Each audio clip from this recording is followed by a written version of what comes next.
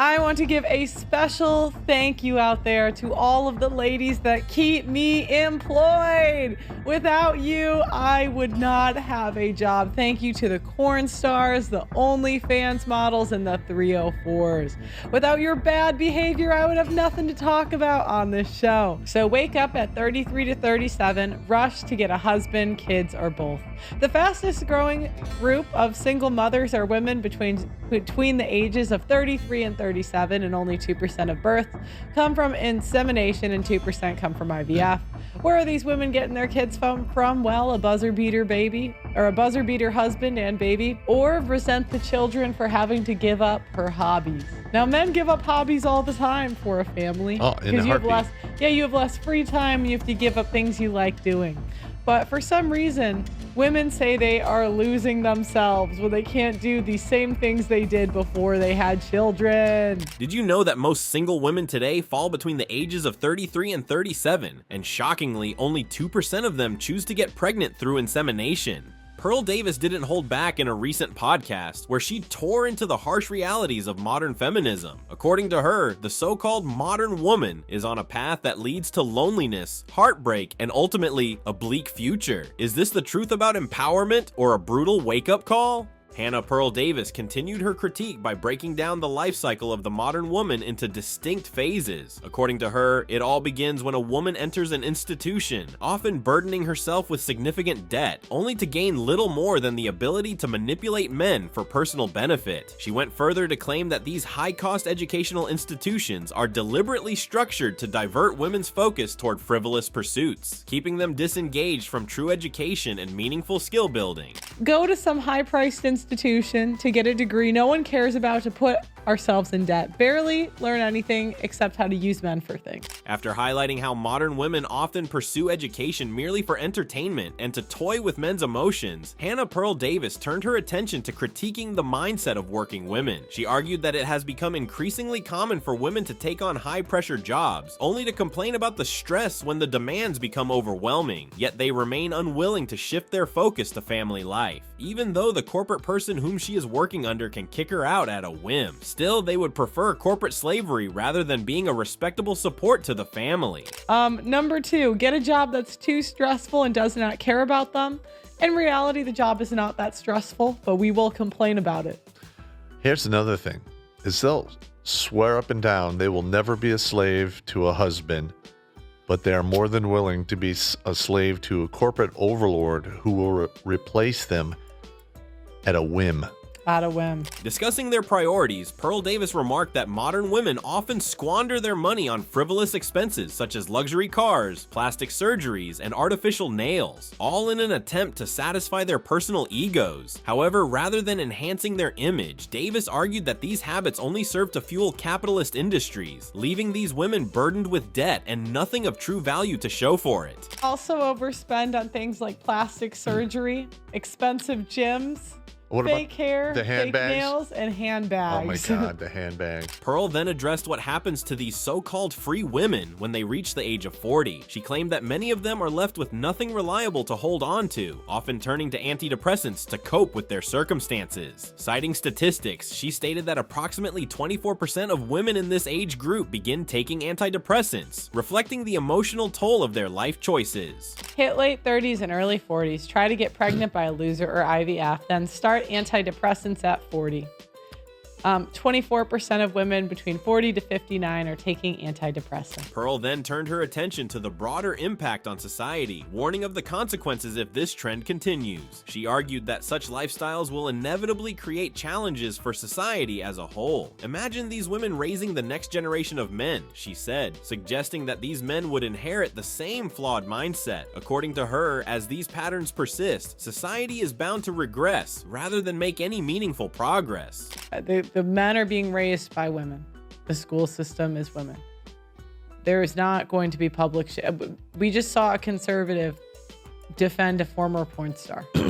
I don't know where in your right mind you think that the tide is going back. What Pearl Davis has said is undeniably a tough pill to swallow for the liberal women she's been criticizing. Not only do these women despise her, but the media outlets have also turned against her. In fact, she was even dubbed the female version of Andrew Tate by renowned journalist Piers Morgan, further fueling the controversy around her. Right, Pearl, you would be called the female Andrew Tate. How do you plead? Well, I take it as a compliment. You know, I'm a fan of Andrew Tate. Of everything he says? It depends what we're talking about, but overall, I think he's got a good message. I think he's good for young men. Because of her strong and controversial opinions, Pearl Davis faced significant backlash on social media platforms. She was even banned from TikTok despite having amassed 90,000 followers. The reason? Her outspoken anti-feminist stance, which sparked outrage among critics and ultimately led to her removal. Yeah, they banned me on TikTok because I called her a whale. Even though she called me a slag first. That's how gynocentric. I couldn't even say an objective fact. And really, it wasn't even an insult because whales are beautiful, majestic creatures. So, you know, I want to get like a beware of whale shirt. Maybe I could put that ladies thing on it. Can I get sued for that? But is Pearl Davis the only one taking this stand on social media? Not at all. There are others who share similar views and have also faced severe backlash for speaking out. These individuals have been heavily reprimanded, not just on social media platforms, but across various public spaces, simply for expressing opinions that challenge the dominant narrative. Most notable among them are the Tate brothers, Tristan and Andrew. Andrew Tate, in particular, is fiercely opposed to the modern women philosophy. Unlike Pearl Davis, who critiques the ideology as a whole, Andrew Tate directly categorizes and criticizes women. He has even claimed that women who work for others lack the broad spectrum of thinking required to achieve something significant, labeling them as intrinsically lazy. Another thing I learned from doing this business, I learned something about women, is that they are intrinsically, I don't want to use the word lazy, but I will. They have no interest in world conquest.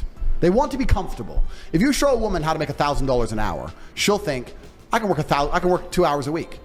If you show a man how to make $1,000 an hour, he'll think I can make $18,000 a day. On the other hand, Tristan Tate is known for his critique of the societal systems that perpetuate and normalize these beliefs. Recently, he weighed in on the case of Bonnie Blue, an OnlyFans creator who attempted to gain attention by pursuing intimacy with multiple men. Tristan openly criticized not only Bonnie, but also the men who participated or subscribed to her content. In his view, this ideology of free will and immorality stems from men who enable and support such acts, holding them equally accountable for the erosion of societal values.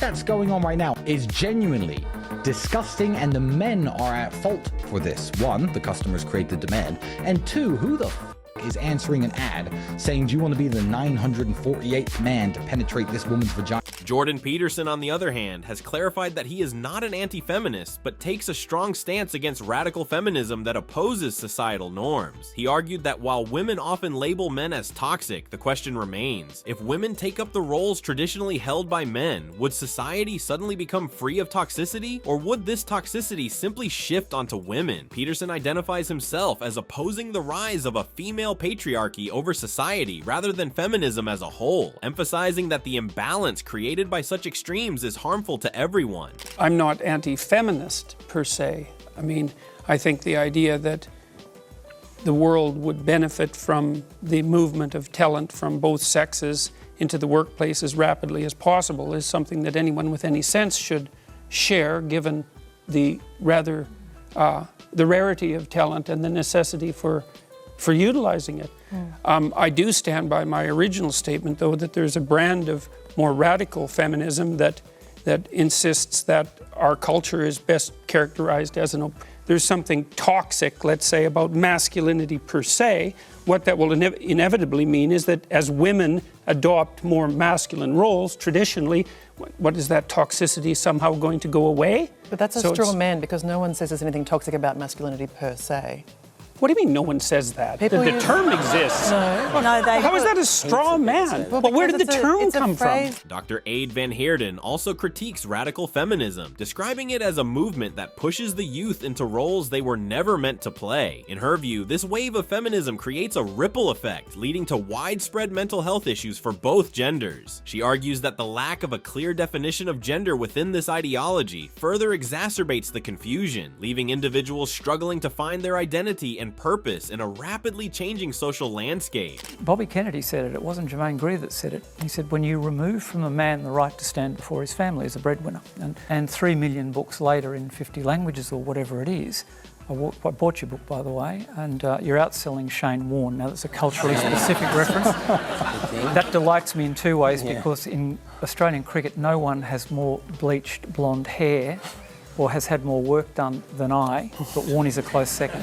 And that's a wrap on Pearl Davis's explosive critique of modern feminism. Love her or hate her, there's no denying she's sparked a fiery conversation about the shifting dynamics of gender roles and the cost of these societal changes. From calling out modern women's priorities to questioning the long-term impact of radical feminism, Pearl didn't hold back in thrashing an ideology she believes is leading society down a dangerous path.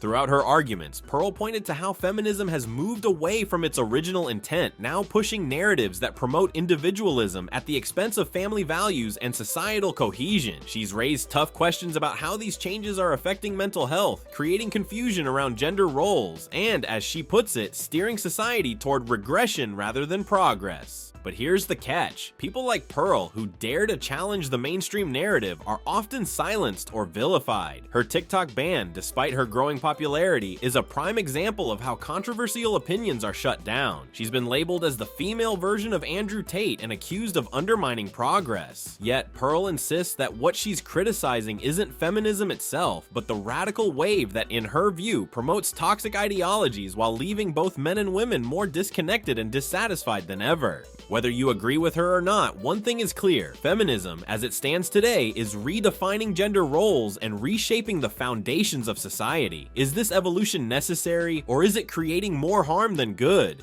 Pearl Davis has posed questions that society can't afford to ignore. What do you think of Pearl Davis's opinions? Is radical feminism dismantling traditional morality and valuable societal norms? Let us know your thoughts in the comments below, and stay tuned for more exclusive and thought-provoking content.